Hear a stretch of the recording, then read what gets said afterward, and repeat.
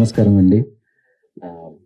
రేపు 23 film premier shows అండి. మళ్ళీ ఎల్లుండి నుంచి రెగ్యులర్ రిలీజ్ May 16th. చాలా థ్యాంక్స్ అండి ఇక్కడికొచ్చి కవర్ చేస్తున్నందుకు. మా actors, main leads, protagonist Teja, Tanmay, వాళ్ళని ఒక 2 నిమిషాలు మాట్లాడమంటే నేను కొన్ని విషయాలు చెప్తానండి. అందరికీ నమస్కారం. మీడియా వాళ్ళు ఇక్కడ వచ్చినందుకు అందరూ థ్యాంక్ యూ సో మచ్. ఈ ఫిలింలో నేను సుశీల అన్న పాత్ర పోషించాను. నాకు చిన్నప్పటి నుంచి యాక్టింగ్ అంటే చాలా ఇష్టం, కానీ ఎడ్యుకేషన్ తర్వాతనే ఈ ఫీల్డ్లో రావాలి అనేసి నేను ఎప్పుడు ట్రై చేయలేదు. అండ్ ఇమీడియట్లీ ఆఫ్టర్ 4th ఇయర్లో నేను ఇందులో ట్రై చేశాను అండ్ లక్కీగా ఈ రోల్ వచ్చింది. ఒక యాక్ట్రెస్కి ఫస్ట్ నుంచి లాస్ట్ దాకా స్క్రీన్ టైం దొరకడం చాలా అదృష్టం అని చెప్పొచ్చు. అండ్ అది కూడా తెలుగు వచ్చిన వాళ్ళు ఇవాళ రేపు చాలా తక్కువ కనిపిస్తున్నారు మన తెలుగు ఇండస్ట్రీలో. సో మీరందరూ కూడా May 16th ఫిలిం రిలీజ్ అవుతుంది. ఒక మంచి మెసేజ్ ఓరియంటెడ్ ఫిలిం ఇది. బ్యూటిఫుల్గా ఒక 90s లవ్ స్టోరీ పోర్ట్రే చేస్తున్నాం మేము ఈ ఫిలింలో. Also about criminal reformation and social justice మీద కూడా మాట్లాడుతున్నాము. సో మీరందరూ May 16th ఈ ఫిలిం చూడాలి అండ్ మీరందరూ కూడా మమ్మల్ని ఎంకరేజ్ చేయాలి, ఒక ఫ్రెష్ ఫేస్ని ఎంకరేజ్ చేయాలని కోరుకుంటున్నాను. Thank you so much. Good afternoon అండి అందరికీ. నా పేరు తేజ. నేను సాగర్ రోల్ ప్లే చేశానండి ఈ మూవీలో ప్రొటాగనిస్ట్గా. It's a beautiful love story అండి. As Tanmay was saying, 90s love story and it's a movie on hope అండి, on second chances. So movie is coming on 16th in another 2 days.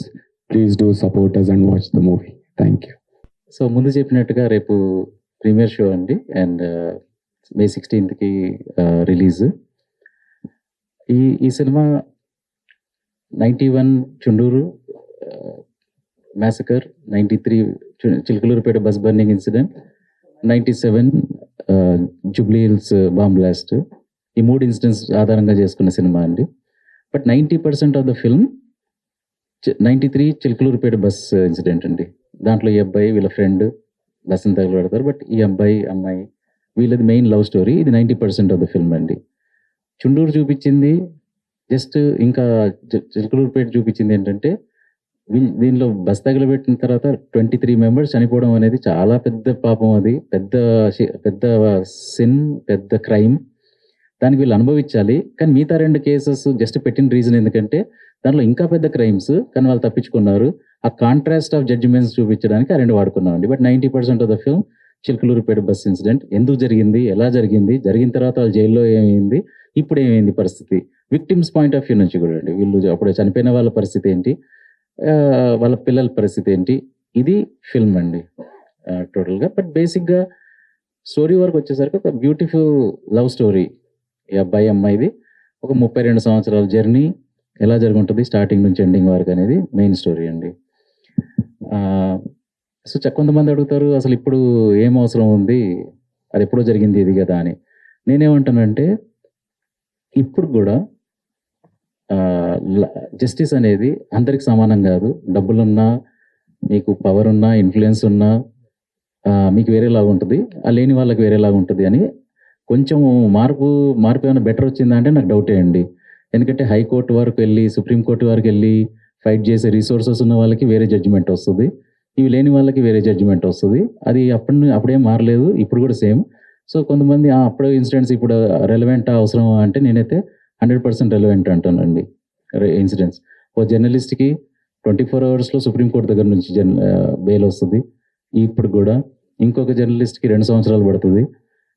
సుప్రీంకోర్టుకి అదే ఇప్పుడు నేను కూడా ఏదైనా జైల్లో బెయిల్ కావాలి అంటే ఫస్ట్ లోవర్ కోర్టుకి వెళ్ళండి, నా దగ్గరికి ఎందుకు వచ్చారంటారు కొన్ని.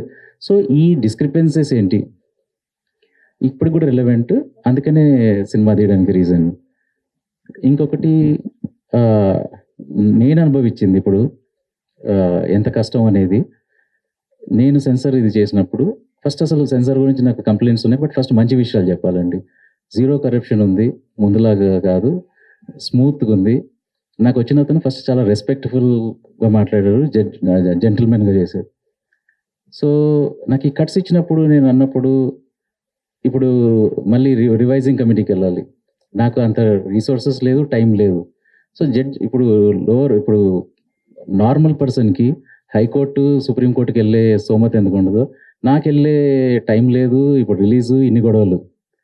సో చిన్న చిన్నవండి. ఇప్పుడు ఫర్ ఎగ్జాంపుల్ నేను ట్రైలర్ ఇది చేయాలంటే కులం వాడొద్దు అన్నట్టు. మరి కులం వర్డ్ వాడొద్దు అని అంటే ఇప్పుడు సెంట్రల్ గవర్నమెంట్ మొన్న కులగణన ఎందుకు పెట్టింది, స్టేట్ గవర్నమెంట్ ఎందుకు పెట్టింది రెలవెంట్ కాకపోతే. అది తీసేయడం అనేది ఉండాలి కానీ వర్డ్ వాడినంత వాడడం అనేది దాంతో ఏం యూజ్ అండి. ఇంకొక దగ్గర వీళ్ళు మాట్లాడుకునే భాషలో నీ అమ్మ అంటారు, సరే అనొద్దు అని ఉంది, వాళ్ళ గైడ్ లైన్ ఉంది అనుకుందాం, తప్పేం లేదు. మరి మిగతా సినిమాలలో ఎట్లా వాడుతున్నారు? నేను చాలా తక్కువ వైలెన్స్ చూపించాను సినిమాలో, చాలా తక్కువ సెన్సిటివ్ టాపిక్స్. నేను రెచ్చగొట్టే విధంగా రాయలేదు, రెచ్చగొట్టే విధంగా తీయలేదు. ఎంత అవసరమో అంతే చెప్పాను. కానీ దానికి నాకు 70% తీసేయాలన్నారు. బయటకు వెళ్ళి తెలియని వాళ్ళు చూస్తే ఇది బ్లాక్ అండ్ వైట్ ఎందుకు అవుతుంది, ఇక్కడ కట్స్ ఎందుకు ఉన్నాయి, ఎన్నో రియల్ లైఫ్ ఫుటేజ్ తీసేయమన్నారు, ఎన్నో పేర్లు తీసేయమన్నారు, ఎన్ని తీసేయమన్నారు. అన్నిటికి ఒప్పుకోవడానికి రీజన్ ఏంటంటే ఎక్కడో కాంప్రమైజ్. ఇప్పుడు నెక్స్ట్ ఏంటి, సరే ఇంతే అని. నా ప్రాబ్లం ఏంటంటే మరి ఇది వాయిలెన్స్ ఇది కాకపోతే కొంతమంది ఏమనుకుంటారంటే మిగతా వాళ్ళకి ఇస్తున్నారు కదా, నో, గైడ్ లైన్స్ అట్లా పనిచేయండి, సర్టిఫికేట్ కానీ ఈ గైడ్ లైన్స్ ప్రకారంగా దాంట్లో కూడా వైలెన్స్ ఉండడానికి వీల్లేదు. ఒక లిమిట్ తర్వాత ఇచ్చిన తర్వాత కూడా ఇవి చేయమని అంటారు ఇప్పుడు యాక్చువల్ రూల్స్ ప్రకారంగా. నాది ఒకటే క్వశ్చన్ ఏంటంటే ఇప్పుడు మీడియా ముందు మాట్లాడే ఛాన్స్ దొరికింది కాబట్టి అవే గైడ్ లైన్స్ అందరికి ఎందుకు సేమ్ లేదు? ఇప్పుడు ఈ మూవీలో మనం టైటిల్ అడిగినట్టు సమాజంలో అందరికీ న్యాయం అనేది చట్టం సేమ్గా ఉందా, జస్టిస్ సేమ్ ఉందా అనేది నేను పర్సనల్గా మొన్న ఫీల్ అయిన ఇది. రెండో విషయం ఏంటండి, ఇప్పుడు దీంట్లో 2 అంశాలు టచ్ చేసాము. నేను చెప్పినట్టుగా లవ్ స్టోరీ మెయిన్, బట్ ఇంకా 2 అంశాలు టచ్ చేసినవి సోషల్ జస్టిస్ ఒకటి, రెండోది ప్రిజన్ రిఫార్మ్స్ అండి. సో ఈ రెండిట్లో కూడా నాకు కొంచెం ఇప్పుడు ప్రస్తుతం మన డిపార్ట్మెంట్స్ మీద కొంచెం నాకు రిక్వెస్ట్ గవర్నమెంట్స్ దగ్గర నుంచి ఏంటంటే, ఇప్పుడు ప్రిజన్ రిఫార్మ్స్ ఉందండి. ఈ ప్రిజన్ రిఫార్మ్స్ అనేది state government responsibility, prison state కింద వస్తుంది కాబట్టి. సో ఇప్పుడు ప్రిజనర్స్ని రిఫార్మ్ ఎట్లా చేయాలి, ఏం చేయాలి అనేది వాళ్ళు చాలా కష్టపడ్డారు, చాలా చేశారు, డిపార్ట్మెంట్స్ వచ్చారు, చూశారు, చేశారు. నేనేమన్నానంటే ఇలాంటి సినిమాకి మీరు చేసే వర్క్ చూపించాను, ఇంకా దీంతో ఆడియన్స్కి ప్రజలకి చాలా బెనిఫిట్ అయ్యే ఉంది. నాకు కొంచెం కోఆపరేట్ చేసేసి అక్కడ ఒక ప్రెస్ ఈవెంట్ ఏదో పెట్టేలాగా చేస్తే మూవీ కూడా కొందరికి తెలుస్తుంది అని నేను అనుకున్నా. ప్లస్ ప్రిజనర్స్కి చూపించాలి సినిమా, ఫ్రీగా చూపించడానికే. కానీ బ్యూరోక్రసీ ఎట్లా ఉంటుంది ఏంటండి, లైక్ 1 నెల తిరగలుగుతా, నేను 2 నెలలు తిరగలుగుతా, బతిమలాడగలుగుతా. బట్ ఇప్పుడు ఇట్లాంటి ఫిల్మ్స్ తీసుకొచ్చినప్పుడు వాళ్ళు కూడా కోఆపరేట్ చేసి రామను ఇంకొక తొందరగా ఫెసిలిటేట్ చేస్తాం, గవర్నమెంట్తో ఫెసిలిటేట్ చేస్తామని ఫెసిలిటీ ఉండాలి. సో అది కొంచెం ల్యాకింగ్ ఉంది. అది కొంచెం ఎంకరేజింగ్ ఉంటే గవర్నమెంట్ దగ్గర నుంచి అలాంటి వాళ్ళు ఇంకా కొంతమంది తీస్తారు. ఇట్లాంటి సినిమా కొంచెం విజిబిలిటీ వస్తుంది, 4 చూస్తారు, 4 చూసినందుకు ఇట్లాంటివి ఇంకా కొంతమంది ట్రై చేస్తారు. ఇది కొంచెం కంప్లైంట్గానే ఉందండి. దీంట్లో కూడా పాజిటివ్ చెప్పాలంటే మన డిప్యూటీ సీఎం గారు మూవీ చూశారు, ఎంత బిజీ స్కెడ్యూల్లో నుంచి వచ్చి చూసి స్పందించి నెక్స్ట్ డే మళ్ళీ మమ్మల్ని పిలిచి మా టైటిల్ రిలీజ్ చేశారు. సో దట్స్ నేను చాలా గ్రేట్ఫుల్ ఉంటాను ఎప్పుడు సార్కి. ఎందుకంటే సార్కి సోషల్ ఇష్యూస్ మీద ఒక అవగాహన ఉంది, అందుకని అట్లా స్పందించారు. కానీ నేను మిగతా అన్ని డిపార్ట్మెంట్స్లో తిరిగాను, మిగతా అంత అఫీషియల్స్ చెప్పులు అరిగిపోయేటట్టు సెక్రటేరియట్లో లాస్ట్ 4 నెలల నుంచి తిరుగుతున్నాను. మిగతా డిపార్ట్మెంట్స్లో అక్కడిక్కడ సేమ్ అదే సెన్సిటివిటీ డిప్యూటీ సీఎం భట్టి గారిది ఏం కనిపించిందో అది నాకు మిగతా వాళ్ళలో కనిపించలేదు. ఫర్ ఎగ్జాంపుల్ ఇప్పుడు తెలుగు మన తెలంగాణ ఫిల్మ్ డెవలప్మెంట్ కార్పొరేషన్ ఉంది. నేను వెళ్ళి వాళ్ళేమి చెయ్యము, హెల్ప్ చేయము అనరు, బట్ అది 4 monthsలో కూడా ముందుకెళ్ళవు, ఫైల్స్ వెళ్ళవు. సో ఇప్పుడు నేను రిక్వెస్ట్ చేసి వెళ్ళకపోతే ఇప్పుడు కామన్ మ్యాన్కి ఎట్లా వెళ్తాయి ఫైల్స్ అనేది పాయింట్. నేను అన్నది ఏంటంటే ఇప్పుడు తెలంగాణ ఫిల్మ్ డెవలప్మెంట్ కార్పొరేషన్ అనేది ఇట్లాంటి మంచి సినిమాలకి వచ్చి చూసి ఇన్ని చేస్తే దీనికి ఎంకరేజ్మెంట్ ఉంటుంది, 4 తెలుస్తుంది ఒక సినిమా ఉన్నట్టు. రెండోది వేరే స్టేట్ గవర్నమెంట్స్ ట్యాక్స్ బెనిఫిట్స్ ఇస్తారు, ఇది ఇస్తారు. సార్ మీరు ఇస్తే దాంతో నాకు డబ్బులు అవన్నిటికన్నా 4 తెలుస్తుంది, ప్రెస్కి తెలుస్తుంది అని అన్నప్పుడు వాళ్ళు వేరే గవర్నమెంట్స్ ఎట్లా చేస్తున్నారు చూపించి నేను వెళ్ళి జియో కూడా చూపించాను. లాస్ట్ రీసెంట్ మధ్యప్రదేశ్ గవర్నమెంట్ ఏం చేస్తాను, మా దగ్గర పాలసీ లేదు అని. పాలసీ తీసుకురండి సార్, మీరు మీ జాబే ఇట్లాంటి మూవీస్ని ఎంకరేజ్ చేయడం. ఇప్పుడు స్పీచెస్లలో అక్కడిక్కడ మేము ఇట్లాంటి సినిమా ఎంకరేజ్ చేస్తాం అనడం కాదు కదా, చేసి చూపించాలి. అది ఇంకా ఇప్పుడు దిల్ రాజు గారు ఉన్నారు దాని చైర్మన్. సో నేను దిల్ రాజు చైర్మన్ సార్ని కూడా ఈ వేదికలో ఈ ఆపర్చునిటీ దొరికింది కాబట్టి నేను రిక్వెస్ట్ చేసేది ఏంటంటే, పెద్ద సినిమాలు లేకపోతే తెలుగు ఇండస్ట్రీ ఉండదు. ఇంకా చిన్న సినిమాలు లేకపోతే థియేటర్లు ఉండవు, పెద్ద సినిమాలు కూడా ఉండవు. సో ఇట్లాంటి వాటిని ఎంకరేజ్ చేయడం గవర్నమెంట్ రెస్పాన్సిబిలిటీ. ఇప్పుడు బట్టి గారు ఎట్లా చేశారో మిగతా డిపార్ట్మెంట్స్ అందరూ కూడా అదే సెన్సిటివ్ తోటి ఇట్లాంటి దాన్ని ఎంకరేజ్ చేయాలి అనేది ఒక రిక్వెస్ట్ చేస్తున్నాను నేను. నాది ఎట్లయినా అయిపోయిందండి, బట్ రేపొద్దున ఇంకా కొన్ని ఫిల్మ్స్ వస్తాయి. ఇప్పుడు ఫర్ ఎగ్జాంపుల్ మల్లేశం అప్పుడు గవర్నమెంట్ ఎంకరేజ్ చేసింది కాబట్టి నలుగురు తెలిసింది, నలుగురు చూశారు. అది చూశారు కాబట్టి బలగం ఇంకొకరు వచ్చి చేశారు, ఇంకొకరు వచ్చి ఇంకొకటి చేస్తారు. ఇప్పుడు ఇట్లాంటి మూవీస్ని గవర్నమెంట్ ఎంకరేజ్ చేస్తే బోత్ గవర్నమెంట్స్, అక్కడ గవర్నమెంట్ మన ఆంధ్రప్రదేశ్ గవర్నమెంట్ కూడా హోమ్ మినిస్టర్ వాళ్ళకి మేము రిక్వెస్ట్ చేసి మనీ చేసాం, అక్కడ కూడా పెద్దగా ఏమి నాకు ఇది రాలేదు. కాకపోతే నాది అయిపోయినా కూడా ఇట్లాంటి సినిమాలకి గవర్నమెంట్ రెస్పాన్సిబిలిటీ, అది ఒక టైం కేటాయించుకోవాలి. ట్రైలర్ చూస్తే అర్థమవుతుంది ఇదేంటి అని. రిక్వెస్ట్ చేసినప్పుడు ఇట్లాంటి సినిమాలకు రావాలి, చూడాలి. ఇప్పుడు గద్దర్ అవార్డ్స్ అని ఇస్తున్నారు. సినిమా స్టార్ట్ అయిపోయిన తర్వాత ఇచ్చేది ఏంటంటే కొన్ని మూవీస్కి ముందే ప్రోత్సహించాలి, ముందే ఎంకరేజ్, అది వాళ్ళ జాబ్. అది అడగడం మన నాలాంటి ఫిల్మ్ మేకర్స్ది హక్కు, చేయాల్సిన బాధ్యత వాళ్ళు ఉంది, వాళ్ళు చెయ్యాలి.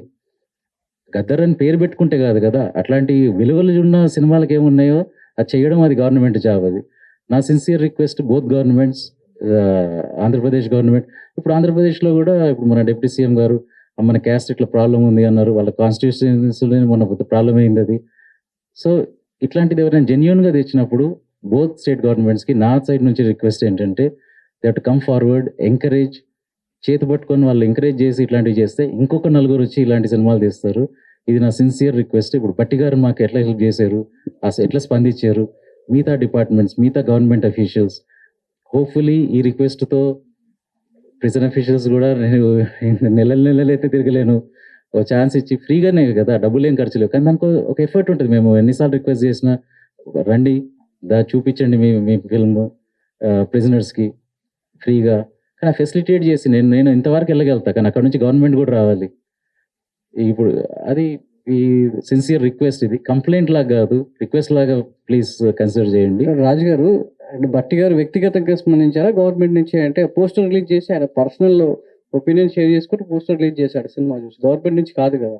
గవర్నమెంట్ తరఫు నుంచి కూడా దీనికి మీరు కావాల్సిన చెయ్యండి అని సార్ లెటర్ ఫార్వర్డ్ చేశారు. కాకపోతే బ్యూరోక్రసీలో ఎట్లా అంటే సార్, ఎవరికి తప్పు ఉండదు, అది ఆగిపోతాయి ఫైల్స్ అంతే. మీరు చెప్పులు అరిగిపోయి అని వారు తిరగొచ్చు, అది ముందుకెళ్ళాలి. కానీ నేనేమంటున్నానంటే, ఈ గవర్నమెంట్ వచ్చిందే మేము సోషల్ తీసుకొస్తాము అనే ప్లాట్ఫామ్ మీద వచ్చింది కాబట్టి వాళ్ళకి ఇంకా ఎక్కువ బాధ్యత ఉంది ఇది చేయాల్సింది. సినిమాటోగ్రాఫర్ మినిస్ట్రీ కూడా నేను సంప్రదించారా కోమటిరెడ్డి గారిని? ఆయన ఏమన్నారు? ఎందుకంటే సినిమాటోగ్రాఫర్ మినిస్ట్రీగా ఆయన కూడా బాధ్యత ఉంటుంది కాబట్టి, మీలాంటి ఫిల్మ్ మేకర్ని ఎంకరేజ్ చేయాలి, FDC నుంచి మీరు కూడా ముందుకు వెళ్ళాలంటున్నారు కాబట్టి, ఎగ్జాక్ట్లీ సినిమాటోగ్రఫీ మినిస్టర్ నుంచి ఎలాంటి రెస్పాన్స్ ఉంది? సార్ దగ్గరికి వెళ్ళాము, సార్ పాపం వారు చాలా అర్జెంట్ ఉన్నారు, కానీ అయినా కూడా సంతకం పెట్టి చెయ్యండి, ఫార్వర్డ్ చేయండి అని అన్నారు. కోమటిరెడ్డి సార్ కూడా వాళ్ళకి ఇచ్చారు. అది మళ్ళీ సెక్రటరీ దగ్గరికి వెళ్ళింది, అక్కడ నుంచి మళ్ళీ FDC MD. నేను దీంతో నేర్చుకుంది ఏంటంటే, దీంతో నాకు అక్కడ అంటే లక్కీగా అండి, అంటే ఇప్పుడు ఈ బడ్జెట్ నాకు కష్టమే అండి, రైట్, బట్ అట్లీస్ట్ నేను నావి సేవింగ్స్ వాళ్ళవి చేసి చేయగలుగుతా. కాకపోతే అక్కడికి వెళ్ళింది మనీ కోసం కాదు, వీళ్ళు వచ్చేసి కొంచెం రికగ్నిషన్ ఇచ్చి చెప్తే నలుగురికి తెలుస్తుంది కదా ఒక సినిమా వస్తుందని, దానికోసం నేను రిక్వెస్ట్ చేసింది. బట్ సార్ కూడా చెప్పారు, కానీ ఆ ఎండలలో దీంట్లో వాళ్ళు అక్కడ కౌంటర్కి వెళ్ళాలి, మనం టికెట్ తీసుకోవాలి, టికెట్ తీసుకొని వెళ్ళి వెయిట్ చేయాలి 3 గంటలకి, ఆ టైం ఉంటుంది. ఫిల్మ్ మేకింగ్లో నేను అట్లీస్ట్ ఒక 10-20 సార్లు వెళ్ళాను ఈ 4 monthsలో. బట్ కామన్ మ్యాన్కి ఇప్పుడు మనకి ఎంత ప్రాబ్లం ఉందంటే, కామన్ మ్యాన్ ఫైల్స్ పెట్టుకొని ఎన్ని సంవత్సరాలు తిరుగుతారు, ఎట్లా తిరుగుతారు? అంటే ఇది పెద్ద చర్చకు దారి తీసేటువంటి అంశాలు మీరు మాట్లాడేటి అన్ని కూడా చాలా. సో అది పక్కన పెడితే, ఇప్పుడు మీ సినిమా ఒక క్వశ్చన్తో మొదలవుతున్నటువంటి సినిమాకి రిలీజ్ అయిన తర్వాత ఎంతవరకు మీకు సమాధానం దొరుకుతుంది అనేది మీ నమ్మకం? సమాధానం పెద్దగా దొరుకుతుందని నేను ఎక్స్పెక్ట్ చేయట్లేదు సార్. కాకపోతే ఏంటంటే అట్లీస్ట్ క్వశ్చన్ అయితే అడగాలి కదా అని అంటాను అంతే సార్. ఫస్ట్ ఎవరో ఒకరు ప్రశ్నించాలి కదా సార్. ఇప్పుడు సెన్సర్ ఉంది, నేనేం చెప్తున్నానంటే XV3 సంథింగ్ అని ఉంది, గైడ్ లైన్స్ 3I అని ఉంది. ఇప్పుడు వరకు నాకు తెలిసినంత వరకు ఏ ఫిల్మ్ మేకర్ కూడా అడుగుండాడు 3I అంటే ఏంటి, గైడ్ లైన్స్ అని 3I. ఇది వెబ్సైట్లో ఉందా?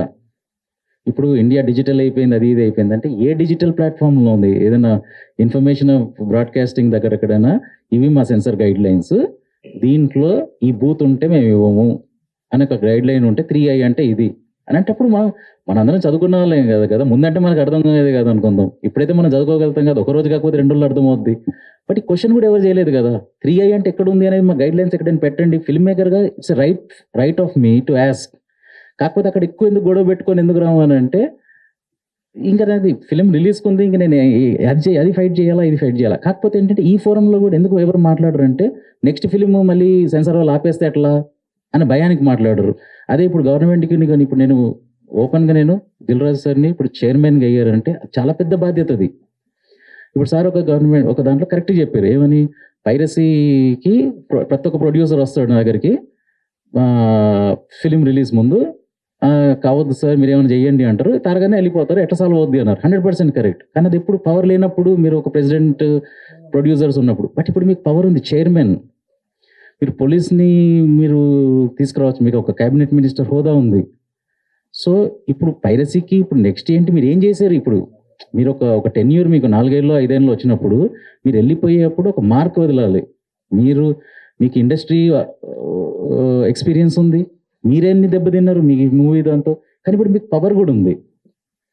సో ప్రశ్నించడం అంటే ఇక్కడ ఇన్సల్ట్ చేసినట్టు కాదండి, ఒక డిస్రెస్పెక్ట్తో నేను అడగట్లేదు, ఒక చాలా పొలైట్గా రిక్వెస్ట్ చేస్తున్నట్టు అడుగుతున్నాను. ఏంటంటే సార్ ఇప్పుడు మీకు అన్నీ ఉంది, మీకు అనుభవం ఉంది, ఇక్కడ తెలుసు ప్రాబ్లమ్స్, కానీ మీకు పవర్ కూడా ఉంది, మీకు పోలీసు చేయగలుగుతారు, ఏం చేయగలుగుతారు, కొత్త లాస్ తీసుకురావడము, IP అడ్రస్లు బ్యాన్ చేయడము, ఐబొమ్మ ఆపడము, ఏదో ఒకటి చేయకపోతే he's the best person to understand the problems. Sir Raju garu, మీరు రకరకాల అంశాలు ప్రస్తావన అంటే టాపిక్ డైవర్ట్ వెళ్తామని చాలా విషయాలు మాట్లాడుతున్నారు. Sir. సో ఎంత లేదన్నా ఈ సినిమాని ప్రభుత్వాలు ఎంత ప్రోత్సహించాలని మీ తపన పడుతున్నా, చివరికి ఆడియన్స్ మెప్పిస్తేనే, ఆడియన్స్ ప్రోత్సహిస్తేనే సినిమా అనేది నిలబడుతుంది సార్. గవర్నమెంట్ ఎంత పుష్ చేసినా, మీకు ఎంత రాయితీ ఇచ్చినా, ఆడియనే ఫైనల్ జడ్జిమెంట్ కాబట్టి, సో ఎంతవరకు ఈ సినిమా ఆడియన్స్ ని మీరు ప్రోత్సహిస్తుంది అనుకుంటారు, అంటే వాళ్ళ నుంచి ఎంతవరకు మీకు ప్రోత్సాహం లభిస్తుంది అనుకుంటారు? సార్ నేను మొన్నే 8am మెట్రోతో దెబ్బతిన్నా కాబట్టి ఎక్కువ మంది రాకపోవచ్చు, చూడకపోవచ్చు ఎవరు అనే దాంతో ప్రిపేర్ అయ్యి వచ్చానండి ఈ సినిమాకి. సో నా టార్గెట్ ఆడియన్స్ ఎన్నుకుంది ఏంటంటే, ఎవరిని ఎన్నుకున్నానంటే, 1,00,000 మంది ప్రిజనర్స్ ఉన్నారు కదా. ఇప్పుడు నా గవర్నమెంట్ నేను చెప్పాను కదా, లాస్ట్ 2-3 months నుంచి ట్రై చేస్తున్నా ప్రిజనర్ డిపార్ట్మెంట్తో. వాళ్ళు 2 రిక్వెస్ట్ అడిగాను. సార్ ఒకటి నన్ను సినిమా అక్కడ చూడని ఏజెంట్, రెండోది ఈ ప్రెస్ ఈవెంట్ నేను ఇక్కడ కాదు అక్కడ చేస్తా. సో దట్ రిఫార్మ్స్ అనేది ఒక 12 ఏళ్ళ నుంచి ఒక ఆమె ఎట్లా చేసింది, బీనా మ్యామ్, ఈమెన్ ప్రెజెంట్ చేస్తే బీనా మ్యామ్ ఎంత కష్టపడ్డారు 12 ఏళ్ళు, ఇంకా కొంతమందికి తెలుస్తుంది. ఆ ఎఫర్ట్ని మనం ట్యాక్స్ పేయర్స్, గవర్నమెంట్ అంతా ఇంకెంత ఎక్కువ చేయాలి అనేది ఎంకరేజ్మెంట్ వస్తుంది వాళ్ళకు కూడా. Prison officials VK Singh sir అని ఒకరు స్టార్ట్ చేశారు. వాళ్ళందరూ ఇన్ని సంవత్సరాల నుంచి కష్టపడుతున్నది కూడా ప్రజలకు తెలుస్తుంది, లేకపోతే తెలియదు కదండి వాళ్ళు ఎంత కష్టపడుతున్నారు అనేది. ఇది ఒకటి పర్మిషన్ అడిగాను, ఏది ప్రిజనర్స్కి చూపించే నాకు పర్మిషన్ ఇవ్వండి సార్, ఫ్రీగా కదా, నేనేం టికెట్ అడగట్లేదు, గవర్నమెంట్ దగ్గర డబ్బులు అడగట్లేదు. రెండోది అక్కడ ప్రెస్ ఈవెంట్ చేస్తే 4 తెలుస్తుంది.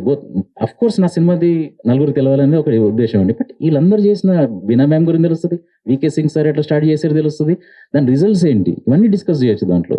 కాకపోతే నేను ఫస్ట్ అనుకుంది ఏంటంటే, ఆ ఫ్రీగా చూపించినప్పుడు ఆ ఆడియన్స్ చూస్తే చాలు నా సినిమా, దాంట్లో ఒకరో ఇద్దరు ఇన్స్పైర్ అయితే దీనికి నేను హ్యాపీ. ప్లస్ అదే లక్కీగా అయింది అనుకుందాం సార్. ఇప్పుడు 1 monthకో ఎప్పుడో నెక్స్ట్ 13 to 25 years ఏజ్లో నేను ఒక 3-4 మిస్టేక్స్ చేశాను. ఇప్పుడు ఆ తలుచుకుంటే నేను ఎందుకు చేశాను అని చాలా బాధ అనిపిస్తుంది.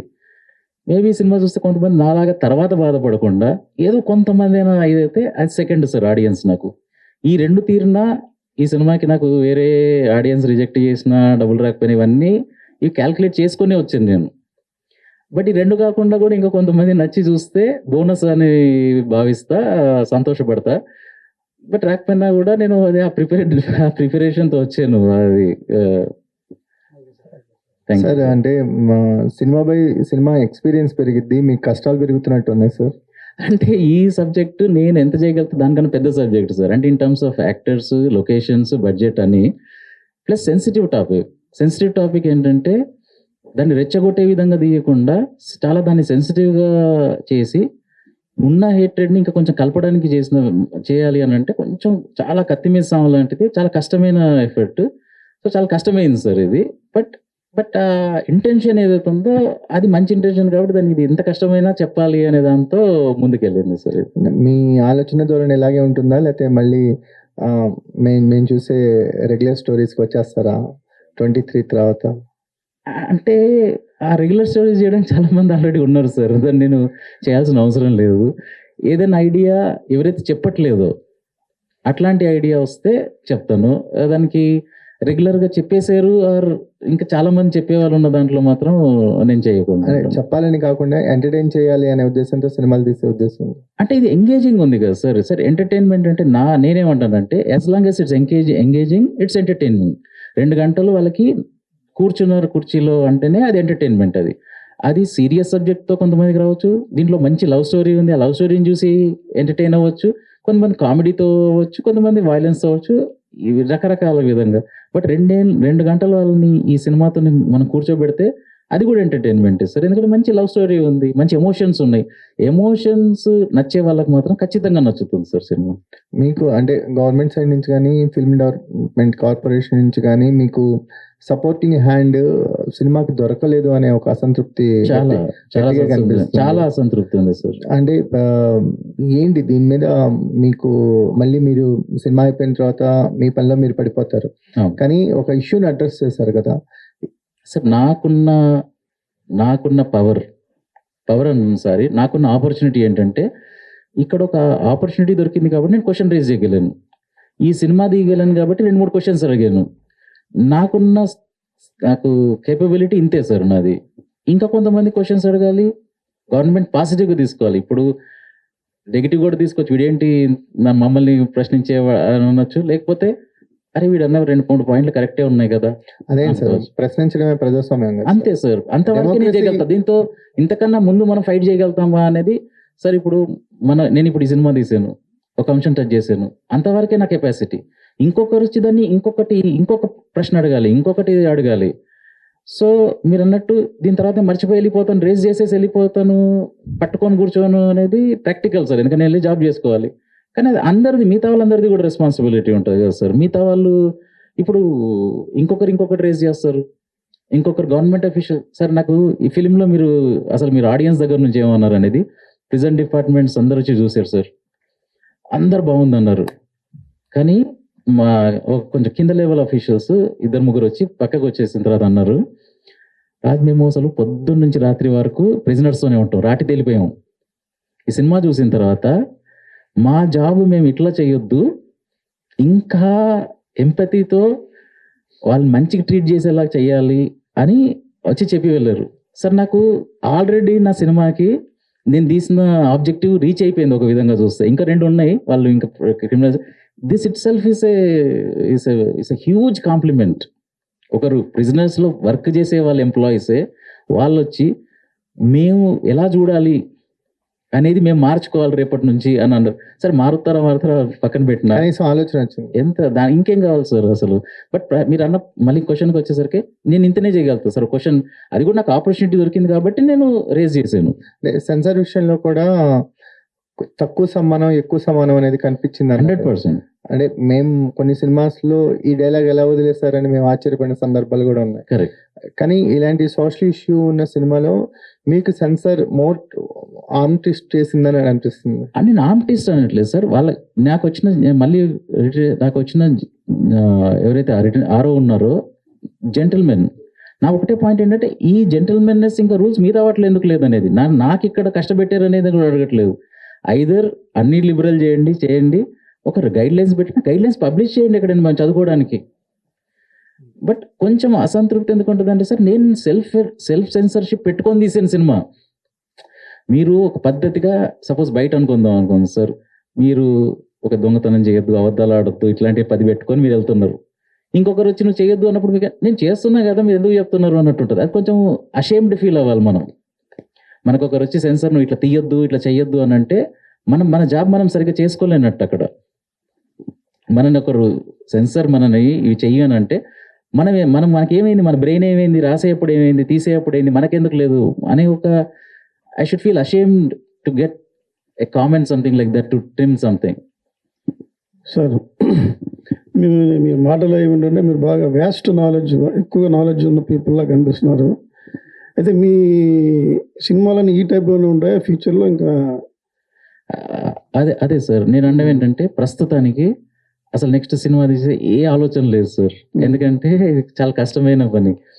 యాక్చువల్లీ నాలాంటి వాడికి 2-3 సంవత్సరాలు పట్టాలి రీసెర్చ్ చేయాలన్నా మళ్ళీ చేయాలన్నా. సో అసలు zero idea of making a film. So ఇది లాస్ట్ ఫిల్మ్ అవ్వచ్చు, అయినా కూడా నాకు అసలు నాకు చాలా తృప్తిగా ఉంది. నా ఫిల్మ్ మేకింగ్ 5 సినిమాలు రాసుకున్నా చేసుకున్నా, 3 డైరెక్ట్ చేసుకున్నా, చాలా తృప్తిగా ఉంది నాకు అసలు ఏం అసంతృప్తి లేదు. ఇది లాస్ట్ సినిమా అయినా. బట్ సపోజ్ ఏమైనా మళ్ళీ నెక్స్ట్ ఐడియా వస్తే, ఇంత స్ట్రాంగ్ ఐడియా వస్తే, అరే ఇది ఎగ్జైటింగ్ ఉంది కదా, 2 సంవత్సరాలు కష్టం ఉంటుంది, మళ్ళీ రిలీజ్ ప్రాబ్లమ్స్ ఉంటాయి, ఇవన్నీ ఉంటాయి అంటే ఈ ప్రాబ్లమ్స్ని కన్నా ఇంకా పైగా ఉండాలి ఆ ఐడియా. అప్పుడు సేమ్ ప్రసూతి వైరాగ్యంలా సార్, ఒక పిల్లోడు వచ్చిన తర్వాత అమ్మో నాతో కాదు అని వాళ్ళు భయపడేట్లేస్తారు. మళ్ళీ అది మర్చిపోయిన తర్వాత మళ్ళీ ఒక ఇంట్రెస్ట్ వచ్చిన తర్వాత అరే మరి బాగుంటుందేమో అని అప్పుడు ఎట్లాంటిది ఏమైనా ఐడియా వస్తే చూస్తాను సార్. మీ ఐడియాని కామన్ ఆడియన్ ఏమైనా థింక్ చేయగలరా, రిసీవ్ చేసుకోగలరా? ఎందుకంటే సెన్సార్ వాళ్ళు 2 సార్లు చూసారు ఈ సినిమాని. మీరు అర్థమైందా అని అడిగారంటే ఇందాక నాకు అర్థమైంది ఇంకోసారి చూడండి మీరు అని అది చూశారు. కామన్ మ్యాన్ కూడా 2 సార్లు చూడాలా, ఒకసారి చూడాలా?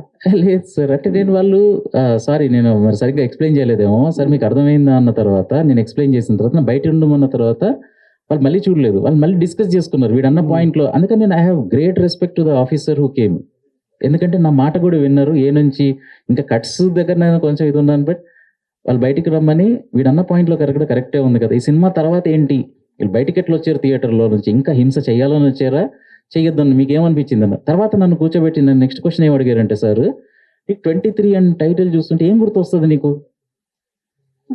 మరి చనిపోయిన వాళ్ళు గుర్తొస్తారు కదా, దీనికి అంటే సార్ మీరు అట్లా ఆలోచిస్తున్నారు, నేను ఆలోచిస్తుంది ఏంటంటే వాడికి ఎవ్రీ సెకండ్ గుర్తుకు రావాలి. 23 ప్రాణాలు తీసాను అనే అది ఎంత పెద్ద పాపం చేశాను అనేది ఎవ్రీ 23 నిమిషాలకి 23 క్షణాలకు గుర్తు రావాలి వాడికి. అది నేను అనిపించింది సార్. అంటే వాళ్ళు కన్విన్స్ అయ్యి అట్లీస్ట్ నాకు అక్కడికి ఇచ్చారు. ఈ 13 కట్లు ఇవన్నీ కూడా రాకపోతే బాగుండేది, బట్ అట్లీస్ట్ అంతవరకు అయితే విన్నారు నాది. సరే ఇందాక మీరు అంటే అవుట్ ఆఫ్ సినిమా ఈ అవార్డులు అనేది బిఫోర్ ఇవ్వాలి అన్నట్టు అన్నట్టు నేను అనలేదు సార్. నేను అంటే ఏంటంటే తర్వాత అవార్డు ఇప్పుడు చిన్న సినిమా ఇట్లా తీసినందుకు తర్వాత నాకు అవార్డు ఇస్తే ఏం యూజ్ సార్? మీరు ముందొచ్చి సినిమా చూసి, అన్ని సినిమాలు చూడడానికి వాళ్ళ టైం లేదు కదా సార్, మినిస్టర్లు ఉన్నారు, ఎన్నో లక్ష పనులు ఉంటాయి. బట్ ట్రైలర్ ఉంది, నేనేమన్నా ట్రైలర్ చూసి ఇది మంచి కరెక్ట్ కాస్ అనిపిస్తే మీ డిపార్ట్మెంట్ వచ్చి చూసి మళ్ళీ సార్ ఇప్పుడు ప్రెస్ ఉన్నారు, మీకు ఎందుకు వేస్తాం సార్ ఇప్పుడు రేపు ఈరోజు ప్రెస్కి ఇది సార్ చూడండి, బాగాలేకపోతే మీరు రాయండి, బాగుంటే మాత్రం మంచిగా ఎంకరేజ్ చేయండి సార్ అని అంటాం. వాళ్ళకు కూడా చెప్పేది అదే కదా సార్, మీరు చూడండి, నేను చెప్పింది ఏంటంటే ట్రైలర్ చూడండి సార్, ఇది మీరు గవర్నమెంట్ చేయాల్సిన 2 విషయాలు ఉన్నాయి దీంట్లో అనిపిస్తుందా మీకు? సోషల్ జస్టిస్ ఒకటి ఉంది, ప్రిజన్ రిఫార్మ్స్ ఒకటి ఉన్నాయి. ఈ 2 గవర్నమెంట్ రెస్పాన్సిబిలిటీస్ అయినా దీంట్లో కనిపిస్తుందా మీకు? ట్రైలర్లో కనిపిస్తుంది అని అంటే వచ్చి చూడండి సార్. చూసిన తర్వాత కూడా చెయ్యండి అని మనకి ఏ హక్కు ఉంటుంది సార్ గవర్నమెంట్ ఎంకరేజ్ చేయడానికి? చూసి నచ్చితే అప్పుడు చెయ్యండి అని అన్నా. సో బట్టి గారు కూడా చూసి ప్రెస్ కాన్ఫరెన్స్ అట్లాంటిది ఏమి ఇవ్వలేదు సార్. చూశారు సార్, సార్ని అడిగింది సార్ చూస్తే మీకు నచ్చితే ఓ టైటిల్ రిలీజ్ చేస్తే నలుగురికి మాకు తెలుస్తుంది అంటే సార్ పిలిచి అన్ని పనులలో పక్కకు పెట్టి మాకు చూపించి ఇది చేసి ఎంకరేజ్ చేశారు. సో ఆ స్పందన అది అన్ని డిపార్ట్మెంట్లలో ఉంటే బాగుంటుంది అని అనిపించింది.